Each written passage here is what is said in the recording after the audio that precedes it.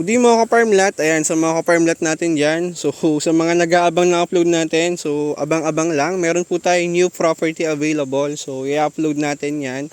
By next week pa, no? So, ina-edit pa natin yung video. So, yun mga ka-farmlat, bali, yan. Ito yung nauna natin project. So, medyo nabisi tayo sa fencing ngayon. So, ito yung nauna natin project. Ayan, so, ito yung next project natin. Ayan, new fencing project po natin ngayon dito sa Ginayangan, Quezon. So katatapos lang natin sa Del Gallego, ano. So 2 hectare 'yon.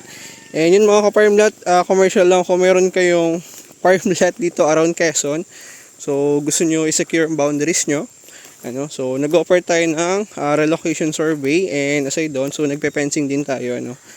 Ayan, so pwede nating bakuran yung property nyo. So for quotation yun mga ka-farmlat. So bigyan nyo lang sa akin lot description, location ng property.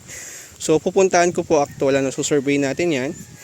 And then, so napakaganda po ng property if merong bakod, ano. And so secure na secure ang boundaries mo, wala mag-scout na ibang tao.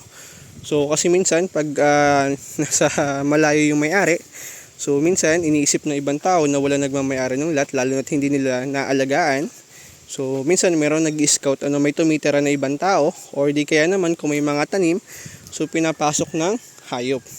Ano, so sayang naman, nasisira lang yung mga tanim. So yan, hindi tulad kung merong bakod, so secure yung boundaries mo. Walang makakapasok na ibang tao inside doon, hindi rin mapapasok ng mga hayop, ano, lalo na kung merong tanim. Nagbabakod po tayo ng hog wire, ng cyclone wire, and ayan, so bob wire, ayan. So napakaganda po, ano, if merong bakod yung property, ano.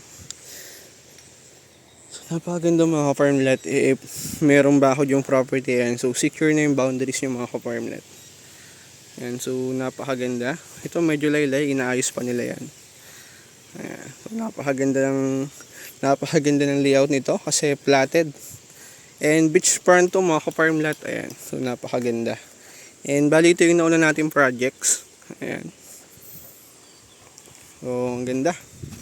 So yung next project naman natin is sa Calawag naman, ano. So 1.4 hectare yun mga ka-farmlat. Ayan. So kung meron kayong property around Quezon, so pwede naman natin yung gawin next project. Ayan.